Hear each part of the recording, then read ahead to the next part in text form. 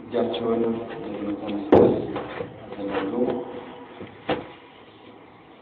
በስመ አብ ወወልድ ወመንፈስ ቅዱስ አሐዱ አምላክ አሜን። የተወደዳችሁ ሊቃውንት አባቶች፣ ክቡር አባታችን ሁልጊዜ በስፍራ ላይ በጸሎት ቡራኬ የምናገኛቸው መጋቤ ሐዲስ መምህር ያሬድ፣ ሌሎቻችሁም መምህራን አባቶች፣ ውድ ሕዝበ ክርስቲያኖች፣ አባቶች፣ እናቶች፣ እህቶችና ወንድሞች በወደደንና ባፈቀረን በልዑል እግዚአብሔር ስም እንደምን አመሻችሁ? እንደምን ዋላችሁ?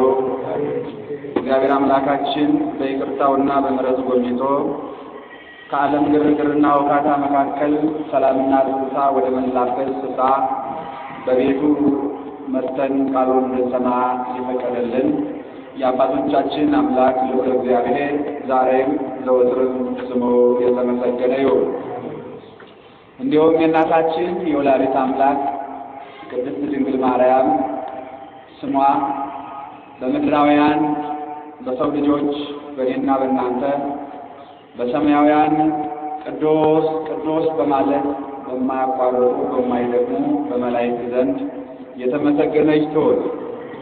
እንደውም ዓመታዊ ክብረ በዓላቸው ከዛሬ ጀምሮ የሚከበርላቸው በአንጋፋነት የቤተ ክርስቲያንን ታሪክ ሰርተው የሄዱ የአባቶቻችን የቅዱሳን ሐዋርያት፣ የቅዱሳን ጻድቃን በረከታቸው ረድኤታቸው እዚህ በተሰበሰብነውና በእግዚአብሔር ቤት መምጣት ፈልገው በደዌ ዳኛ በአልጋ ቁራኛ ተይዘው የእግዚአብሔር ማዳን የሚጠባበቁ የእግዚአብሔር ቃል የናፈቃቸው የሰው ፊት የናፈቃቸው የእግዚአብሔር ድምፅ የናፈቃቸው ወገኖቻችን በየሆስፒታሉ በተለያየ ቦታ ላይ ለሚገኙት ሁሉ አጽናኝ የሆነው የእግዚአብሔር ቃል ይድረሳቸው፣ ለሁላችንም ያጽናል።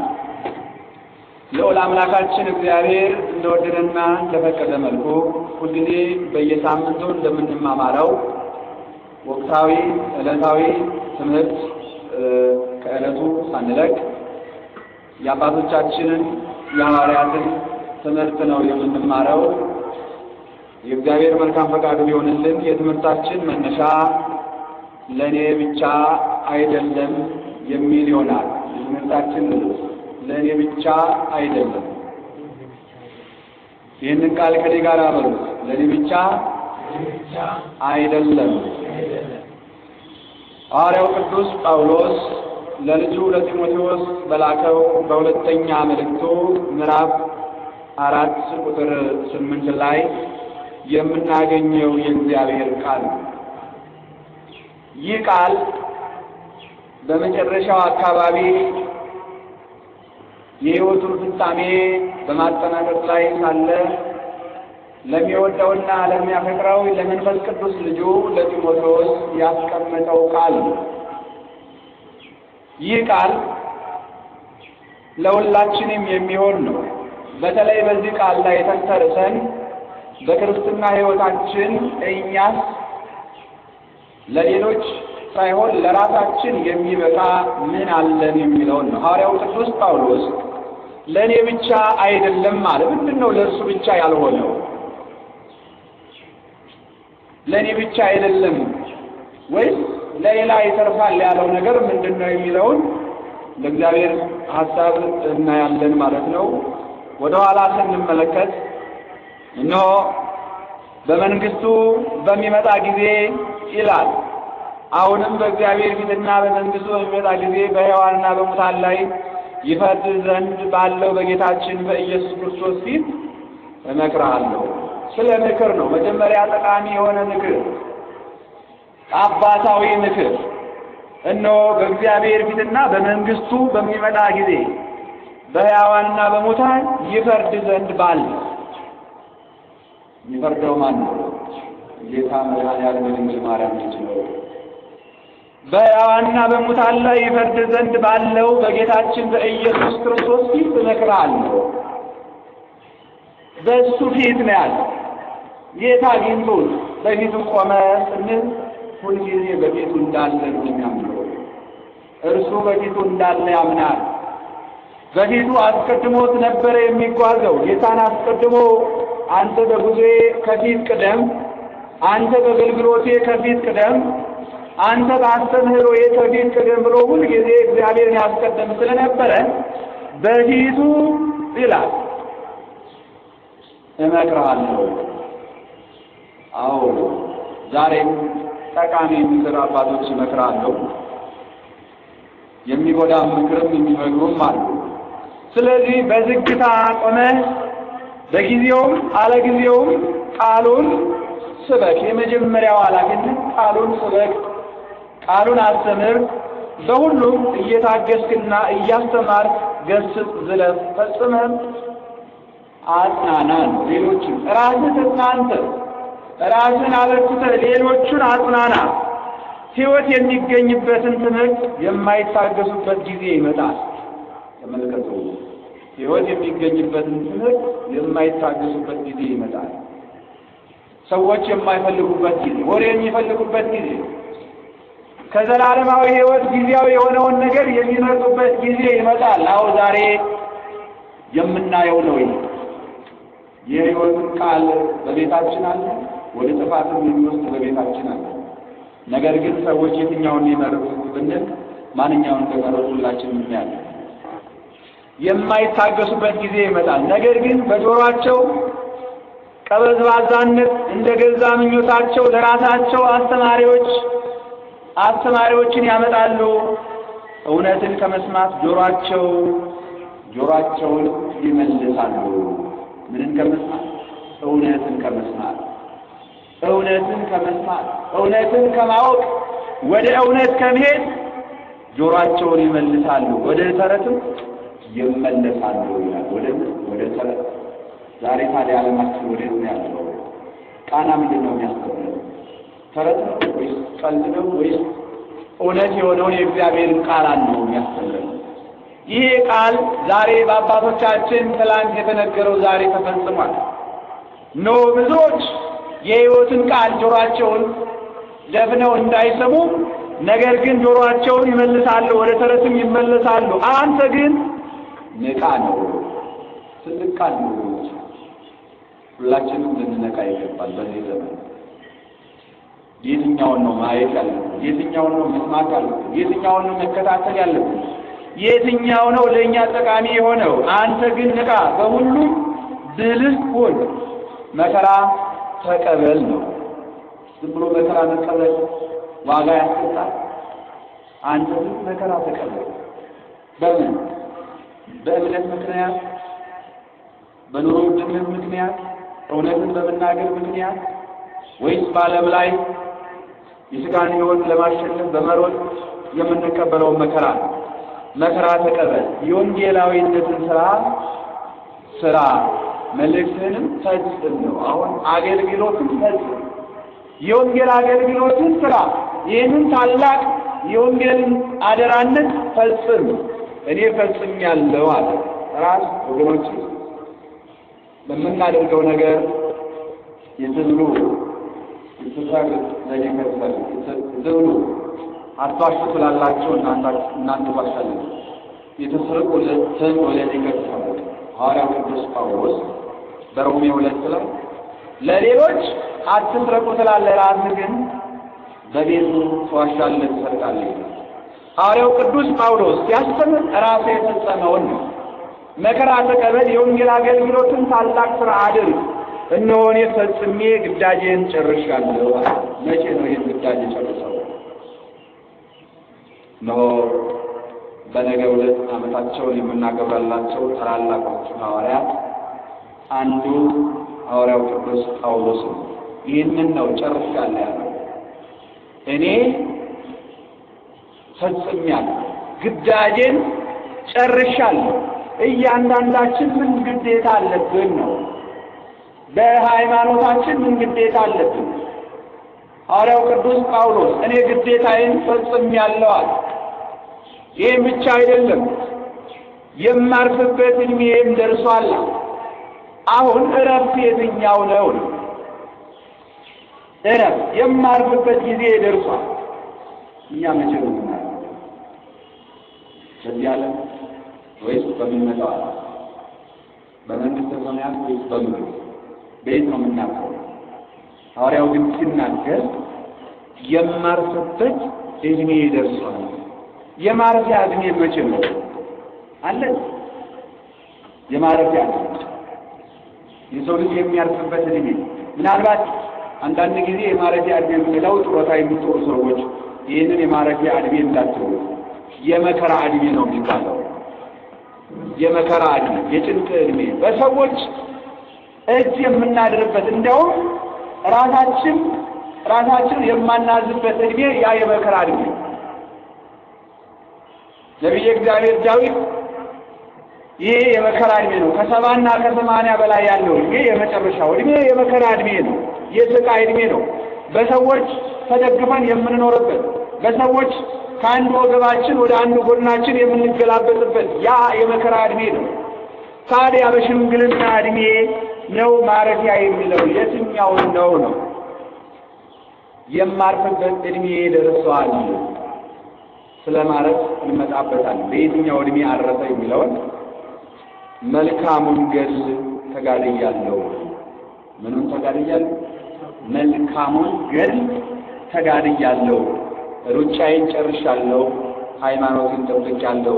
እንግዲህስ የጽድቅ አክሊል ይቆየኛል። የምን አክሊል? የጽድቅ አክሊል ይቆየኛል። ሩጫዬን ጨርሻለሁ፣ ተጋድሎዬን ፈጽሜያለሁ፣ የጽድቅ አክሊል ይቆየኛል። ቤት ነው ይሄ አክሊል የሚቆየው? አሁንም እረፍት ባለበት ቦታ ላይና የክብር አክሊል የሚቆይበት የሚያገኝበት ቦታ ይህንን ሁለቱን እናገናኛለን። ይህንንም ጻድቅ ፈራጅ የሆነው እግዚአብሔር በዚያን ቀን ለእኔ ያስረክባል።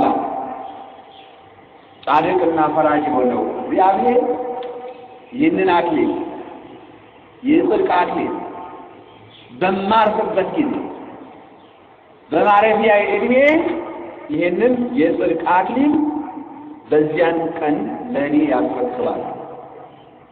አሁን የሚረከበው ነገር አለ። የጽድቅ አክሊል የሚረከበው መቼ ነው? አርፎ የሚረከብበት ደስታን የሚያስተናግድበት ዕድሜ ስንል ወደፊት ነው የምናየው፣ እያየነው የምንሄደው። ደግሞም መገለጡን ለሚወዱ ሁሉ እንጂ ለእኔ ብቻ አይደለም።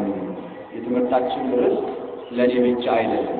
ይሄ ጽድቅ፣ ይህ የክብር አክሊል፣ ይህ ዘላለማዊ የሆነ የማይሻር ይህ ዘውድ፣ ማንም የማያነሳው ዘውድ፣ በሰዎች ያልተጫነ ዘውድ፣ ሰማያዊ የሆነ አክሊል፣ ይህንን የጽድቅ አክሊል እግዚአብሔር በዚያን ቀን ለእኔ ያስረክባል። ደግሞም ይህ ለእኔ ብቻ አይደለም ለሚወዱት ሁሉ ነው እንጂ ያለ ይህ አክሊል ለሁላችን ነው እንጂ። ይህንን አክሊል ለማግኘት በማረፊያ ዕድሜ ለማግኘት ምን ዋጋ መከፈል አለበት? ሐዋርያው ቅዱስ ዮሐንስ በመልእክቱ ላይ እንዲህ ሲል ያስቀምጣል። ዮሐንስ ራእይ ምዕራፍ 2 ቁጥር 10 ላይ ትቀበለው ዘንድ ስላለህ መከራ ምንም አትፍራ። ይህንን አክሊል ለማግኘት በሕይወት ዘመናችን የሚገጥመንን ሁሉ በሃይማኖታችን አሜን ብሎ መቀበል፣ መከራውን አሜን ብሎ፣ ችግሩን አሜን ብሎ፣ ስደቱን አሜን ብሎ፣ መገፋቱን አሜን ብሎ። ሐዋርያው ቅዱስ ጳውሎስ ብዙውን ጊዜ ሲናገር ስለ ጉድለት አይደለም ማለት፣ ስለ ማጣት አይደለም ማለት፣ ስለ መቸገር አይደለም ማለት። በፊልጵስዩስ መልእክቱ ላይ ሲናገር መቸገርን አውቃለሁ አለ፣ ራቁት መሆንንም መራብንም መጥማትንም አውቃለሁ፣ ሁሉ ግን ይበቃኛል ማለት ተምሬያለሁ። ኑሮዬ ይበቃኛል ነበር። ሁልጊዜ ማማረርን ሳይሆን ይበቃኛል ማለት ነው። ስለ ጉድለት አንድ ቀን አማረው ያውቃል። እንደውም የፊልጵስዩስ ሰዎች በአንድ ወቅት ላይ እኛ ሳንጠይቅ ምናምን ሲሉ እኔ ስለ ጉድለት አልናገርም፣ መራብንም አውቀዋለሁ፣ መጠማትንም አውቀዋለሁ፣ መቸገርንም አውቀዋለሁ፣ ኃይልን በሚሰጠኝ በክርስቶስ ምን እላለሁ ሁሉን እችላለሁ። አዎ ረሃቡን እችላለሁ፣ ጥሙን እችላለሁ፣ መሰደዱን እችላለሁ፣ መገረፉን እችላለሁ። በማን እችላለሁ አለ? በእግዚአብሔር። ወገኖች እኛም በእግዚአብሔር በሕይወት ዘመናችን ሁሉ ከእምነታችን እንድንወጣ የሚጎትተንን እንድንቋቋም እንድናሳፍረው እግዚአብሔር ከሁላችን ጋር ሆኖ በእግዚአብሔር እንድንችለው ኃይሉን እግዚአብሔር ያደረገ። ሁሉን እችላለሁ። ረሃቡን፣ ችግሩን፣ ማጣቱን፣ ማግኘቱን ኑሮዬ ይበቃኛል።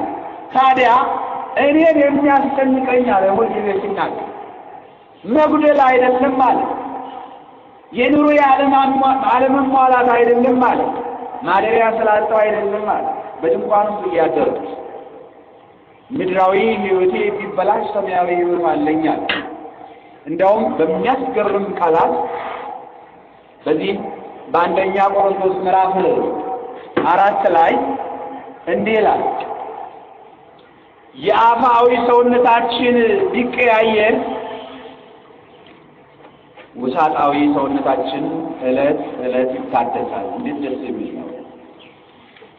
በኑሮ ምክንያት፣ በማጣት ምክንያት፣ በችግር ምክንያት አፋዊ ሰውነታችን በሁለተኛ ቆሮንቶስ ምዕራፍ 4 ቁጥር የመጨረሻውን ስንመለከት የምናገኘው ዕለት ዕለት ይታደሳል። የውጭ ሰውነታችን ቢቀያየር፣ ሰውነታችን ቢጠቁር፣ አዎ ትላንትና የወፈረ ሰውነት ዛሬ ሊከሳ ይችላል። የቀላው ሊጠቁር ይችላል። ማጣት ይቀያየራልና፣ ረሃብ ይቀያየራልና፣ ጭንቀት ይቀያየራልና። ነገር ግን ሲናገር ሐዋርያው ዕለት ዕለት የውስጥ ሰውነታችን ይታደሳል። በማን? በእግዚአብሔር ይታደሳል።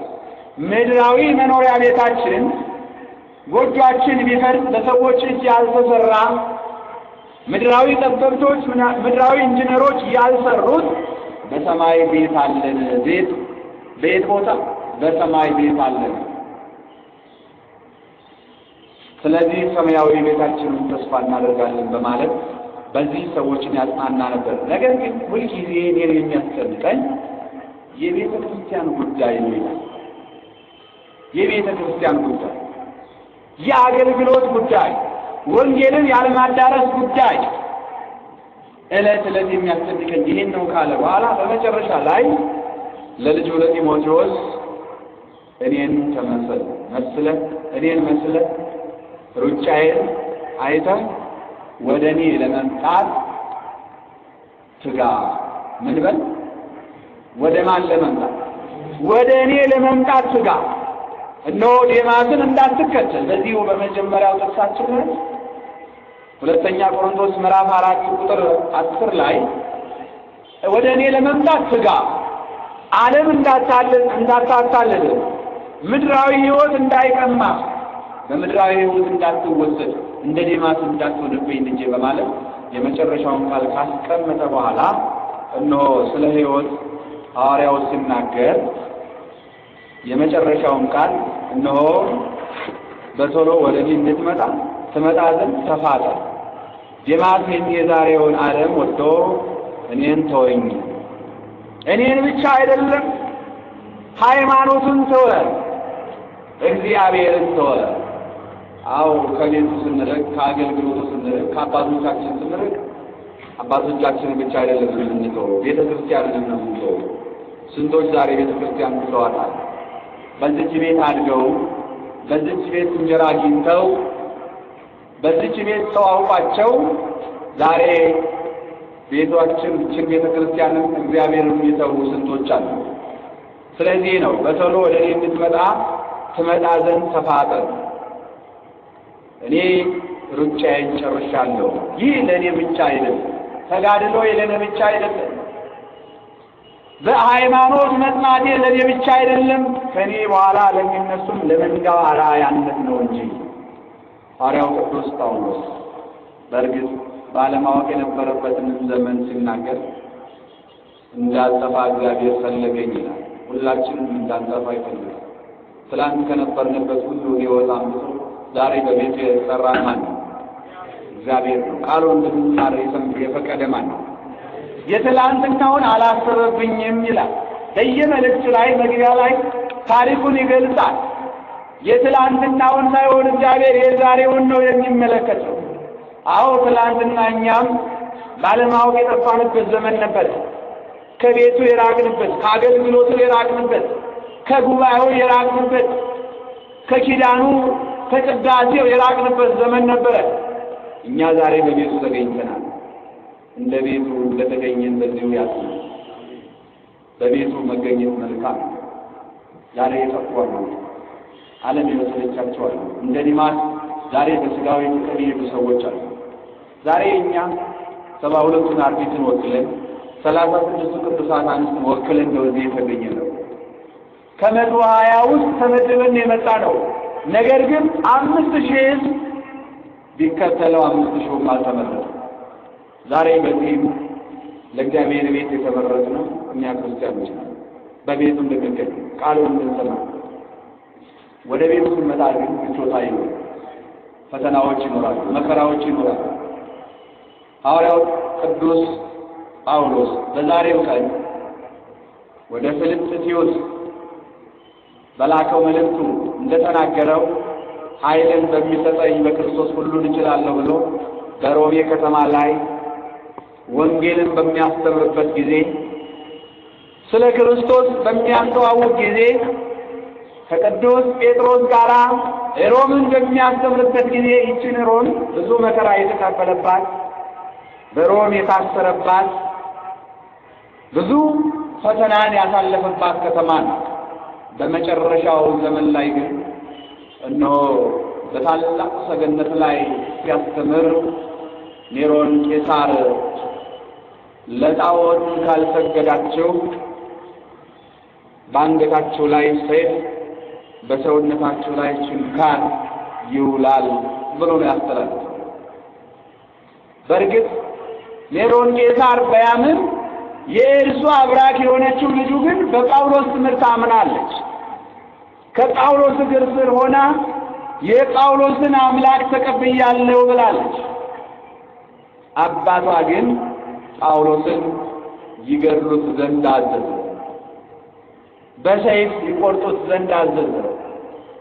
አባቶቻችን በክርስትና ሕይወታቸው አንገታቸው እንደ ክረምት ውሃ ቅድም እንደዘነበው ዝናብ በጅራፍ ሲገረፉ እንደ ጎርፍ ዝናብ ሰውነታቸው እንደሚገረፍ እየወረደ ነው ወንጌል ያስተማሩት። በአስፋልት እየተጎተቱ ነው ወንጌል ያስተማሩት። ሐዋርያው ቅዱስ ጳውሎስ ይህንን መልእክት ከንጉሥ ኔሮን ቄሳር በሚተላለፍበት ጊዜ የቱን ነው ያስታወሰው? ቃል የሐዋርያው ቅዱስ ዮሐንስ የተናገረው እነሆ እስከ ሞት ድረስ የታመንኩ የሕይወትን አክሊል አዘጋጅቼልሃለሁ ወኩን መሀየም መስቀለ ሞት። ይህንን የሕይወትን አክሊል ለማግኘት እስከ መጨረሻ መጽናት፣ በሃይማኖት መጽናት፣ በተጋድሎ መጽናት፣ በእምነት ጸንቶ እስከ ሞት ድረስ ታማኝነትን ጠብቆ መገኘት እነሆ የክብርን አክሊል መከራን ተቀበለ እስከ መጨረሻው ስትጸና የሕይወትን አክሊል ታቀበላለህ። የሕይወትን አክሊል እሰጥሃለሁ። ዮሐንስ ራእይ ምዕራፍ 2 ቁጥር 10 ላይ የሕይወትን አክሊል ምድራዊ አይደለ ሰማያዊ የሆነውን አክሊል ለመቀበል ሐዋርያው ቅዱስ ጳውሎስ ሳይፈራ በሮም ከተማ ላይ እኔ ለጣዖት አልሰግድም አለ በአደባባይ። ባለመስገዱ የወጣው ትእዛዝ በሰይፍ አንገቱን እንዲቆረጥ ነው።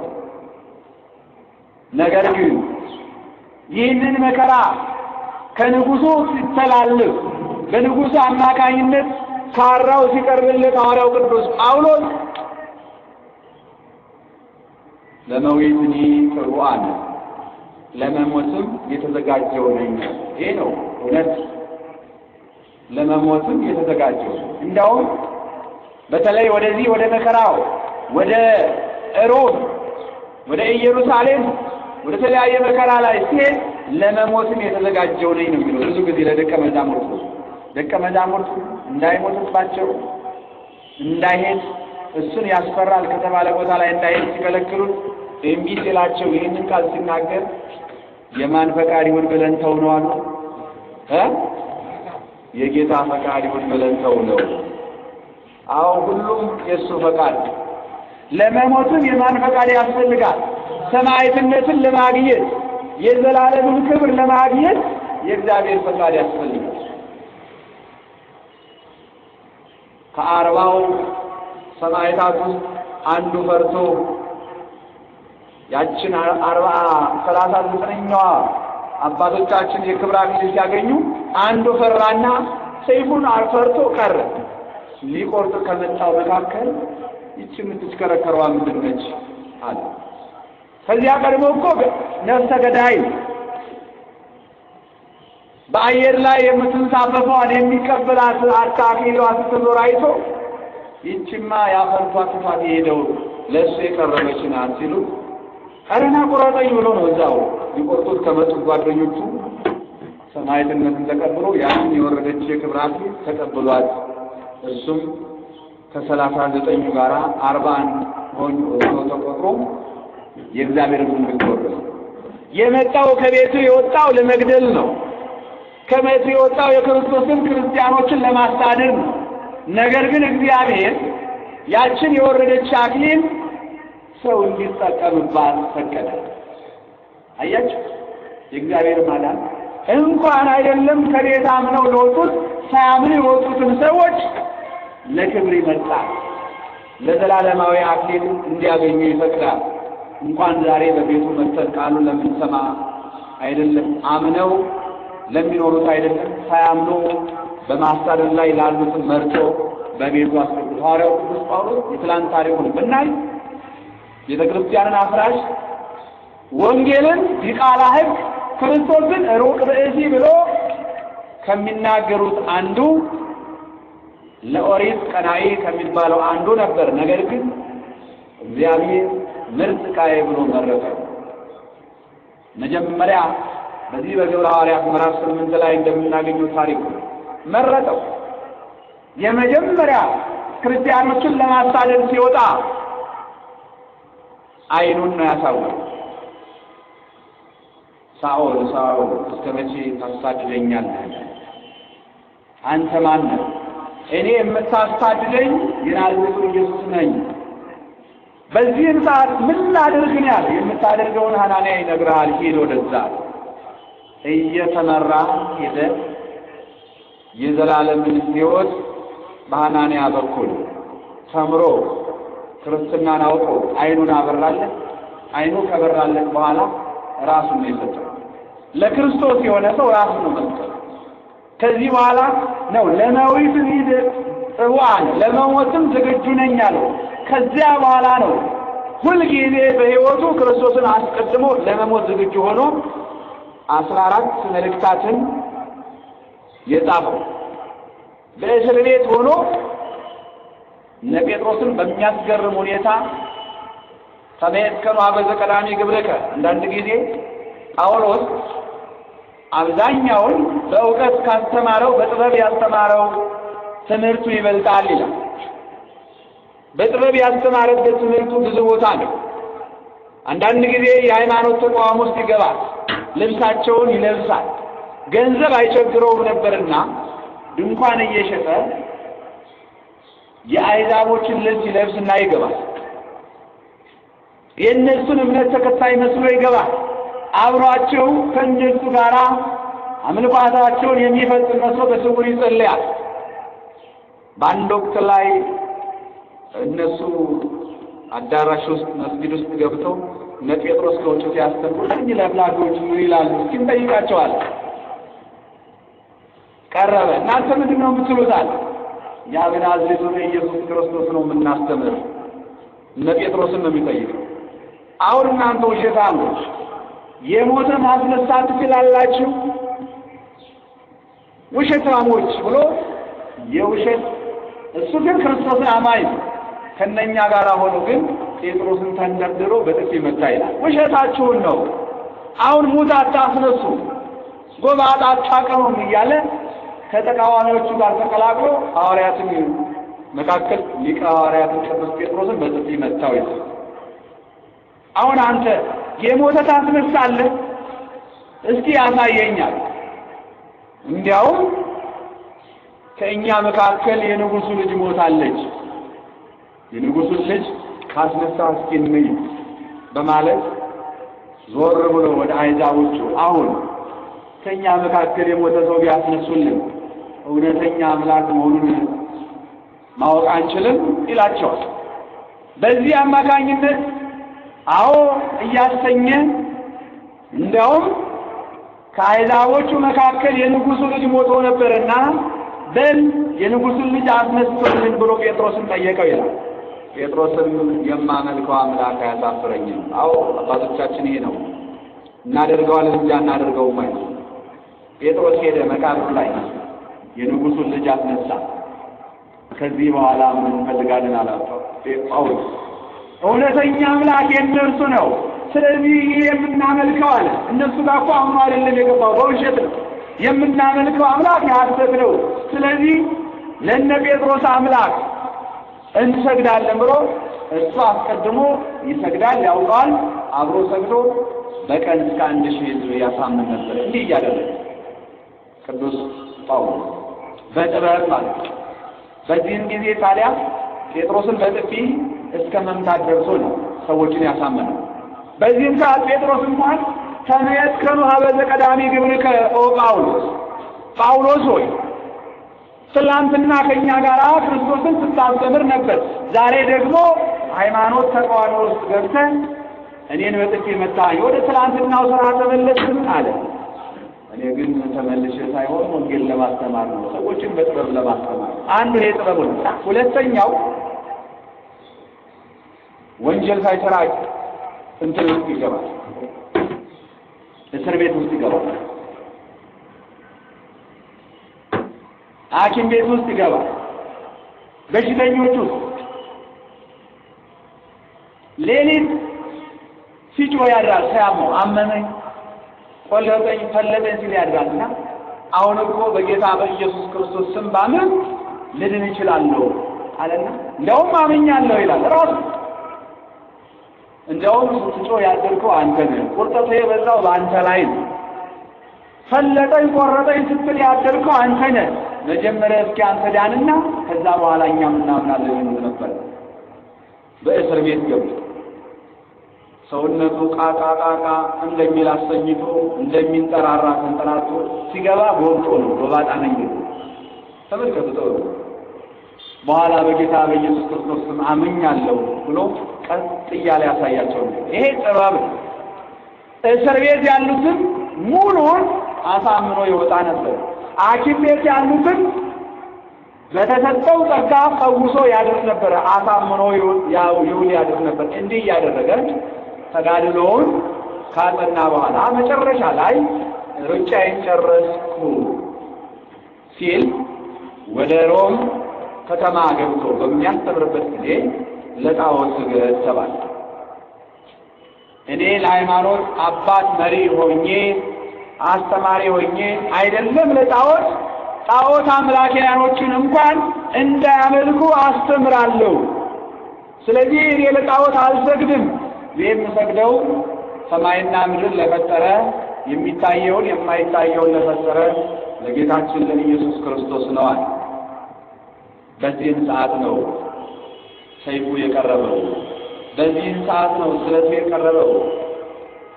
በዚህም ሰዓት የታዘዙ ወታደሮች ከከተማው ውጭ አውጥተው ጴጥሮስን እንዲቆርጡት በሰይፍ ኔሮን ቄሳር አዘዘ። በዚህም ሰዓት የሚገርመው ልጁ የንጉሱ ልጅ አምና ነበርና ጴጥሮስን ይዘው ሲሄዱ አገኛት መንገድ ላይ። ወዴት ልትወስዱ ነው አለች። የንጉሱ ልጅ እንዳመነች አውቋልና አልነገሯትም። ጴጥሮስ ግን ጳውሎስ ግን ምን አላት? የለበሽውን መጎናጸፊያሽን ስጭኝ አላት። ነጠላዋን ሰጠችው። በዚያ ጠቅልለው አንገቱን ቆረጡ ይላል በነገው። አዎ ብርሃን በርቶለታል፣ የክብር አክሊልን የተቀዳጀው በነገው ዕለት ነው። ይህንን ሲያይ ነው ሩጫዬን ጨረስኩ፣ ተጋድሎዬን ፈጸምኩ፣ የክብር አክሊል እነሆ ተዘጋጅቶልኛል ያለ። ይህንንም በእግዚአብሔር ቀን ለእኔ ያስረክባል። እነሆ በመገለጡ ለሚወዱኝ ሁሉ ይህንን የክብር አክሊል እቀበላለሁ፣ ለእኔ ብቻ አይደለም ያለው ከዚህ የተነሳ ነው። የክብር አክሊልን በነገው ቀን ተቀበለ። የሰማያዊ አክሊል የማይሻር ምድራዊ አይደለም፣ ሰማያዊ ክብሩን የዘላለም ክብሩን የሚወርስበት መንግስቱንና ጽድቁን የሚወርስበት የክብር አክሊልን ተጎናጽፎ ነው። ይህንን ከተቀበለ በኋላ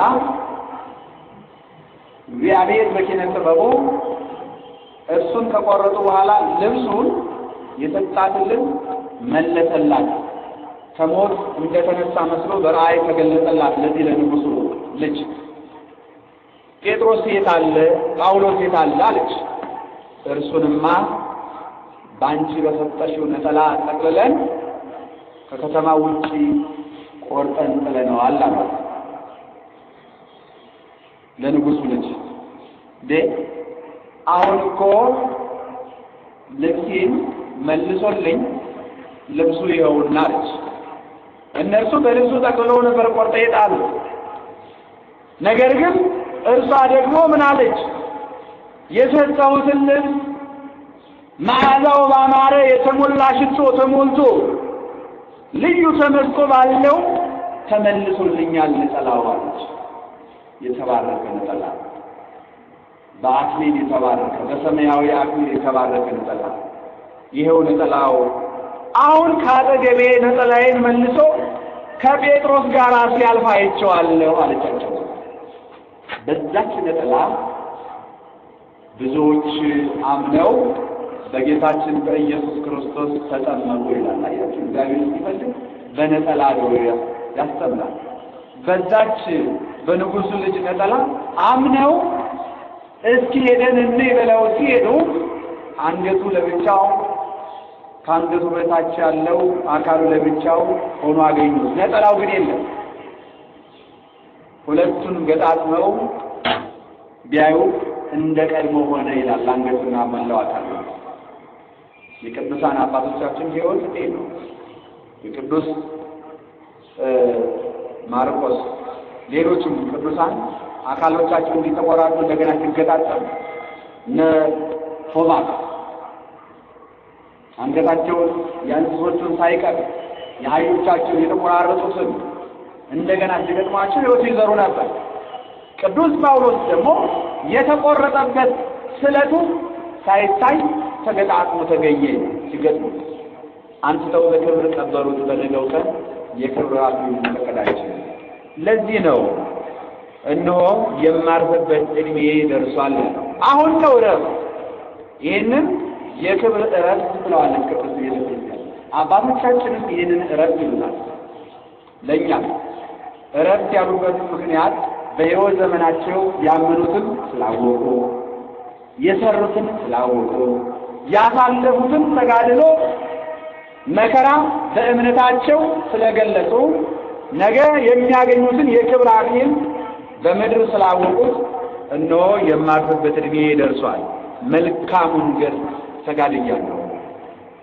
መልካም ገድል በእምነታችን መልካም የሆነውን መስራት፣ በሃይማኖታችን መልካም የሆነውን መስራት፣ በምድር ሳለን ዛሬ ከእግዚአብሔር ቤት ሳለን መልካም መመኘት፣ እንደ ሐዋርያት ደማችንን ማፍሰስ ላይሆን ይችላል። ዛሬ የክብር አክሊላችን በሃይማኖት መኖር ራሱ ክብር ነው። ዛሬ ከሃይማኖት ሳንወጣ መኖር በዚህ ዘመን ኑሮዬ ይበቃኛል ተመስገን ብሎ መኖር ክብር ነው ብሎ ተመስገን ብሎ ማነው ዛሬ ተመስገን የሚለው? በአሁኑ ሰዓት የማያማርር ማን ነው? ነጋዴው ነው የማያማርረው? ሰራተኛው ነው የማያማርረው? ማን ነው የማያማርር ዛሬ? እግዚአብሔር ሆይ አንተ ለበጎ አድርገው የሚል ማን ነው? ከዚህ በላይ አታምጣብን የሚል ማን ነው? ስለዚህ ኑሮዬ ይበቃኛል ማለት ተምሬያለሁ ካለ ሐዋርያው ቅዱስ ጳውሎስ የሰማያዊ ክብርን ለማግኘት እንሩጥ።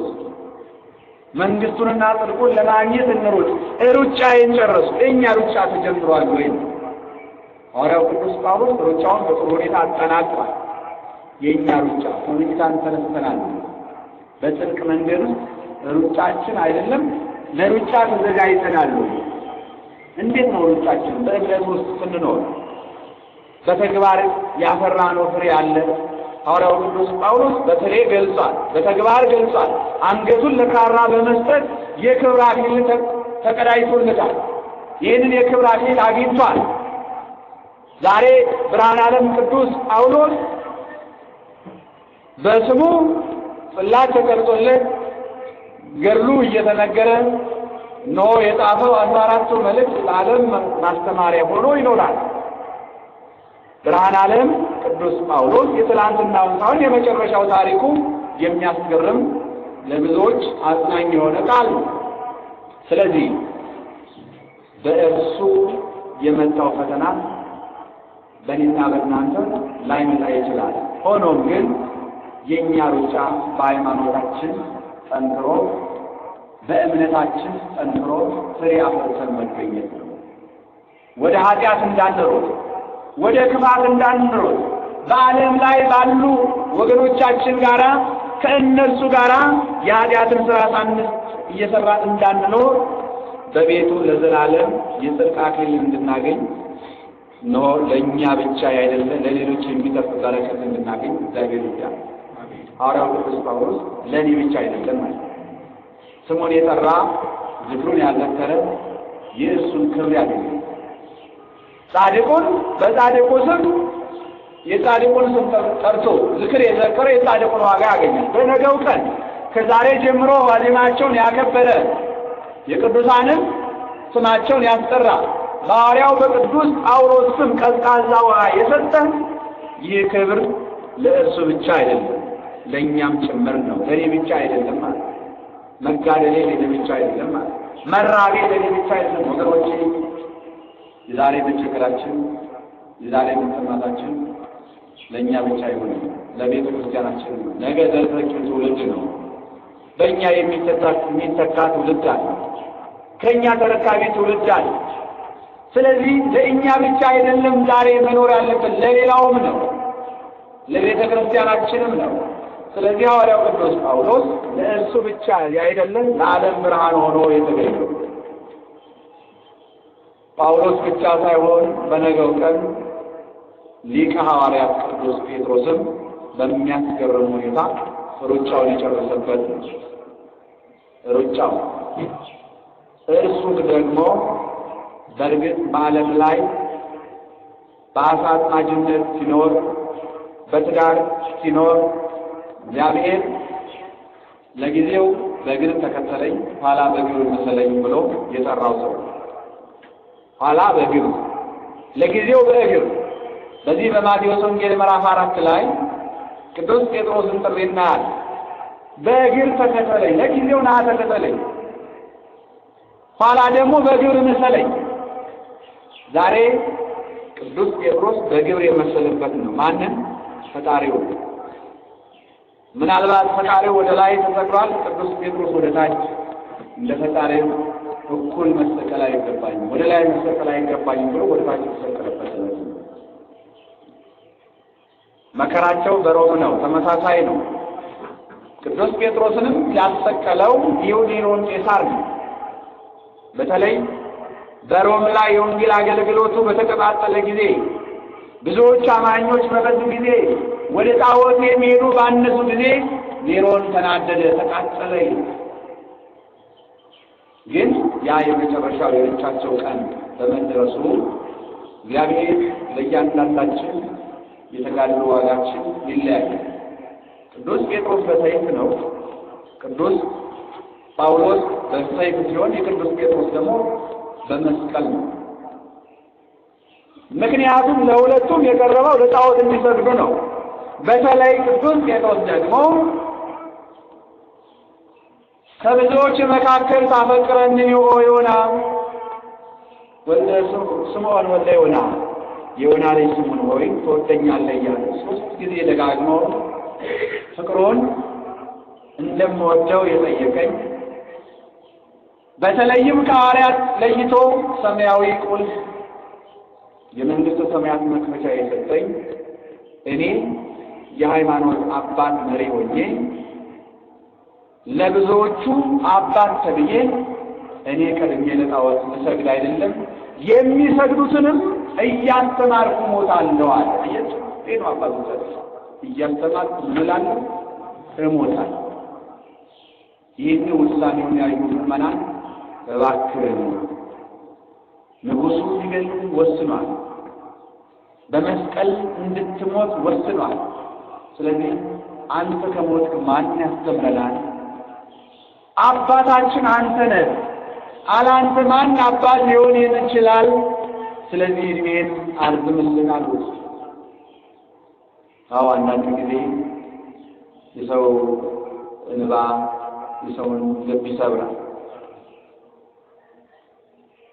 ተስፋሚተ ሰማዕት ቅዱስ ጴጥሮስ ለ3 ቀን ሕዝቡ በበዓቱ ከበውት እስኪ ማን ነው የሚገልህ? አብረን እንሞታለን፣ እኛ ቀድሚያ ሞተን ነው አንተ የምትሞተው ብለው በዛን ጊዜ ዲዮቅልጥያኖስ ሊያስገድላቸው ሲፈልግ ሕዝቡ እንደ አጥር ሆነው ሰማዕቱን ቅዱስ ጴጥሮስን ለ3 ቀን ያክል ጠበቋቸው። ይሄ ነው ሕዝብ ሲወድ። እኛ ቅድሚያ ሞተን ነው አባታችን መሞት ያለበት። ምክንያቱም በዚያን ዘመን ክርስቲያኖችን በየቀኑ እንዲገደሉ ያደረገው ዲዮቅልጥያኖስ ክርስቲያኖችን ከምድር ላይ ለማጥፋት ነበር። ግን ዕለት ከዕለት ይበዛል። እርሱ በቀን 1000 አሳርደው ይውላል፣ 1000 በዝተው ያድራሉ። ምንድነው ምክንያቱ አለ። እኚህ ክርስቲያኖች በየቀኑ ከዋሉበት እንዳያድሩ ካደሩበት እንዳይውሉ ሕግ አውጥቼ በየቀኑ አስፈጃቸዋለሁ፣ በየቀኑ እንዳሸን ፈልተው ይታያሉ። ይህ ነገር ምንድነው ብሎ ጠየቀ። አይ እሱ አንተ በቀን 1000 አስገድለህ ብትሉ በቀን 1000 አሳምኖ የሚውል ታላቅ አባት አለ ብለው ነበር። ማን ነው እርሱ? ተስፋሚተ ሰማዕት ቅዱስ ጴጥሮስ አለ። ትምህርት ቤቱ በቀን ይህን ያህል ሕዝብ አስተምሮ ይውላል፣ በቀን ይህን ያህል ተማሪ ሲያስተምር ይውላል፣ በቀን ይህን ያህል ሲያጠምቅ ይውላል አሉ። ይህማ ቀላል አይደለም፣ ምንጩን ማድረቅ ነው አለ። አዎ እግዚአብሔርን ካላለ ምንጩ አይደለም። በእስጢፋኖስም ጊዜ የመጀመሪያው እስጢፋኖስ የተገደለበት በእስጢፋኖስ በኩል የሚተላለፈው ማህበሩ እየበዛ ሲሄድ ያንን ሃይማኖት ለማጥፋት ነበር። ግን እንዲያውም የእስጢፋኖስ መሞት በዓለም ላይ ክርስትና ለመብዛቱ ምክንያት ሆኗል። እንደዚሁም ሁሉ ምንጩን ለማድረግ ዲዮቅልጥያኖስ ወስኖ እሳቸውን ለማስገደል እንደወሰነ ሕዝቡ ባወቀ ጊዜ አባታችንማ አይሞትም ብለው ሕዝቡ እንደ ግድግዳ እንዳጠር ሆነው 3 ቀን እህል ሳይበሉ ጠበቁ። ተስፋሚተ ሰማዕት ቅዱስ ጴጥሮስ ግን እውነተኛ ከወንበሩ ላይ እንኳን ሲያስተምር አይቀመጥባትም ነበረ። ጌታ ተቀምጦ ያዩት ነበረ ከወንበራቸው ላይ እንዲህ ተገልጾ የሚታያቸው። አርዮስ እንኳን በሐሰት በአፉ አምኛለሁ ብሎ የእሳቸው ደቀ መዝሙር አርዮስ በአፉ አምኛለሁ ብሎ ሲመጣ ጌታ ተገልጾ በተቀደደ ቀሚስ አርዮስ ሰጠጣ ለልብሴ ብሎ እግዚአብሔር አንድነቱን ሦስትነቱን የገለጸላቸው ታላቅ አባት ናቸው። እንዲያውም ከግዝቱ እንዳትፈታው ደግመ አውግዘው እስከ መጨረሻ ድረስ የቤተ ክርስቲያን እንክርዳድ ነው በማለት የአርዮስን ጨካኝነት እስከ መጨረሻ የቤተ ክርስቲያን እንክርዳድነት መስራች መሆኑንም ሰማዕቱ ቅዱስ ጴጥሮስ ከጌታችን ከኢየሱስ ክርስቶስ ተምረዋል። መጨረሻ ላይ ለእርሳቸው የመጨረሻ የክብር አክሊል ቀናቸው እንደሆነ ሲያውቁ ሕዝቡን ምን አሉ? ልጆቼ ከዚህ በኋላ ሂዱ፣ ንጉሡም ትቶኝ ሄዷል፣ ምንም አልሆንም፣ እኔም እሸሻለሁ፣ ከዚህ ባይሆን እጠፋለሁ እንጂ አልሞትባችሁም ብለው ሕዝቡን ከሸኙ በኋላ ሕዝቡ ወደ ቤታቸው ከገቡ በኋላ ወታደሮቹ ሲመጡ በራቸውን ሳይሆን መስኮታቸውን ከፍተው አንገታቸውን አመቻችተው ለሚቆርጧቸው ሰጡ ይላል። እንዲህ ነው አባቶቻችን የመጣላቸውን ክብር የሚቀበሉት። ቅዱስ ጴጥሮስም እንዲሁ የሃይማኖት አባት ነኝ፣ ስለዚህ ሕዝቡ ውጣ ብሎ ሲያዘው ቅዱስ ጴጥሮስም አልወጣም ሲል በአንድ በኩል የሕዝቡ ግፊት አለ፣ በአንድ በኩል የሚቀበለው መከራ አሰቃቂ ነው። ሊወጣ ከዚያ ቀድሞ አላምን ያሉትን እሳት ከሰማይ ወርዶ ያቃጥልለት ነበረ፣ እያስፈራራ ያሳምን ነበረ። በዚህ ቀን እሳት ከሰማይ ሳይመጣለት ቀረ። ከከተማ ወጥቶ ሊሄድ ሲል ጌታ መስቀል ተሸክሞ ወደ ሮም ሲገባ ታየው። አንተ ጌታዬ ነህን አለው። አዎ። ምን ነው በኢየሩሳሌም ተሰቀልክ፣ በሮም ልትሰቀል ነው? አንተን ነበር የምጠብቅህ፣ አንተ ፈራህ፣ ስለዚህ ያንን ልትሰቀል ነው ሲል ጌታዬ እኔ እሰቀላለሁ ብሎ ከዚያ በኋላ ይላል እንደገና ወደ ከተማው ገብቶ በጌታዬ በኢየሱስ ክርስቶስ ስም ለመሞትም የተዘጋጀው ነኝ በማለት ሲናገር እነ ወታደሮች ይዘውት እንደ ጌታዬ ወደ ላይ አትስቀሉ፣ ወደ ታች ልሰቀል ይገባኛል፣ እኔን እንደ ጌታዬ እኩል ወደ ላይ ልሰቀል አይገባኝም በማለት ወታደሮቹን በማስፈቀድ ወደ ታች ተዘቅዝቆ በክርስትና ሕይወት ውስጥ እውነትን በመግለጽ ወንጌልን በማስተማር የሰማዕትነትን ክብር በነገው ዕለት ታላቁ የመንግሥተ ሰማያትን መክፈቻ በአባቶች እጅ ያለውን ስልጣን የተቀበለ አንተ አለት በአንተ አለትነት ቤተ ክርስቲያን እሰራታለሁ የተባለ ቅዱስ ጴጥሮስ እርሱም በነገው ዕለት በክርስትና ሕይወቱ የክብር አክሊል ለመቀዳጀት ወደ ታች ተዘቅዝቆ የተሰቀለበት ዕለት ነው። ቅዱስ ጴጥሮስ በረከቱ ረድኤቱ ከሁላችን ጋር ይሁን። እንግዲህ እነኛ አባቶቻችን ሐምሌ 5 ቀን የክብር አክሊልን ለማግኘት ይህንን መከራ ተቀበሉ ስንል ይህ መከራ ዝም ብሎ በጆሮ ሰምተን የምናልፍ አይደለም። ከባድ መከራ ነው።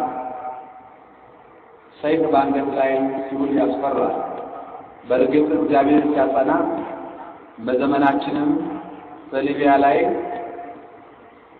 ክርስቲያኖች ወገኖቻችን ፈጽመውታል። በዚህም ዘመን ላይ እግዚአብሔር ሲያጸና፣ እግዚአብሔር ሲያበረታ ይህንን መከራ መቀበል ይቻላል። ማን ሲያጸና? ማን ሲረዳ? እግዚአብሔር ሲረዳ። እግዚአብሔር ይርዳል። በቤቱ እንዳንወጣ በአምልኮቱ ጸንተን የመጣብንን ሁሉ ለበጎ ነው በማለት መከራውን ለበጎ ነው በማለት ችግሩን ለበጎ ነው በማለት በሕይወታችን ሁሉ የሚገጥመንን ለበጎ ነው በማለት በእምነታችን እንጸና። ለእኔ ብቻ አይደለም፣ ለእኛ ብቻ አይደለም፣ ለሌሎች የሚጠቅም ስራ እንድንሰራ፣ ለቤተ ክርስቲያን የሚጠቅም ስራ እንድንሰራ አባቶቻችን ለሌላው አጥተዋል። እኛ ለራሳችን እስኪ እንሆን። ቅዱሳን አባቶቻችን ዓለምን አጣፍተዋል። አልጫ የሆነውን ዓለም አንትሙ ፄው ለምድር፣ እናንተ የምድር ጨው ናችሁ፣ እናንተ የተራራ መብራት ናችሁ። እኛ ለራሳችን እስኪ እንምጣ።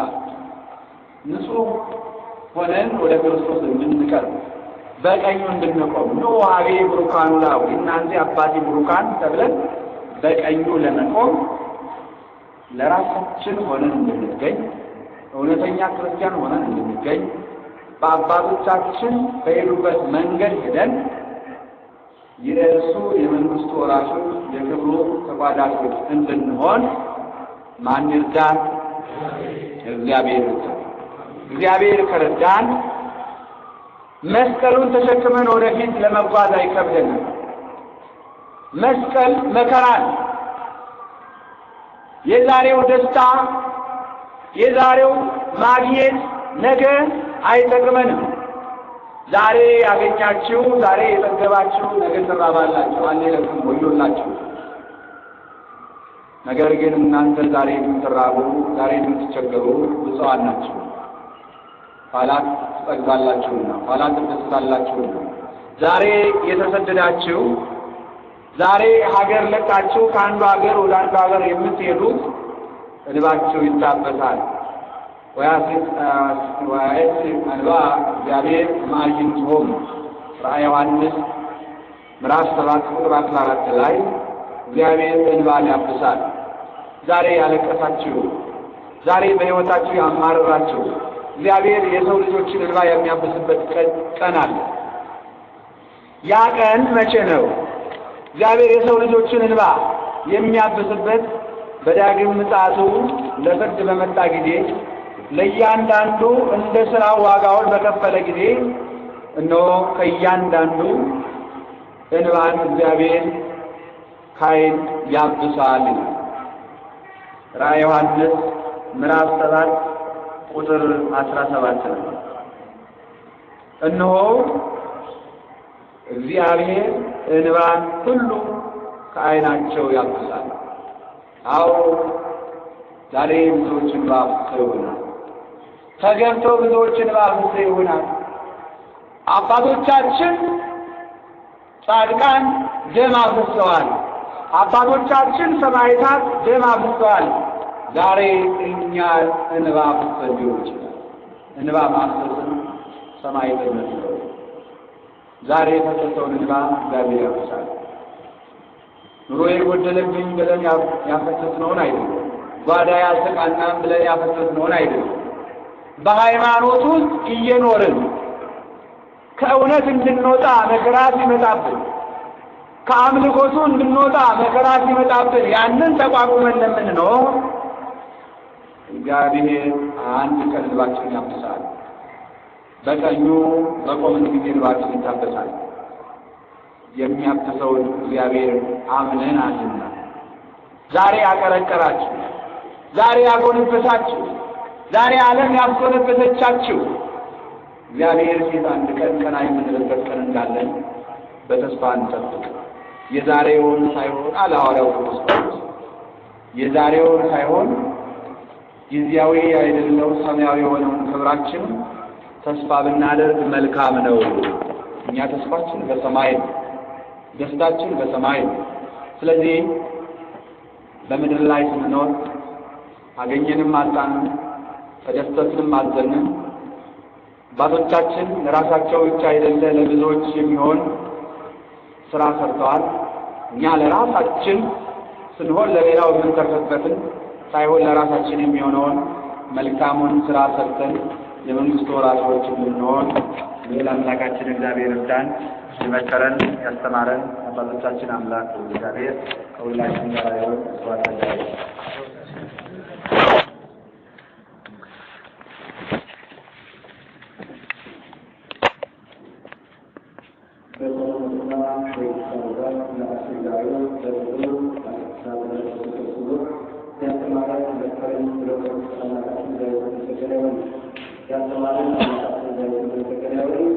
የረሱ ወስመ ጸጋና ሰላም ለምላችሁ አዲስ መናፈረ አለቁ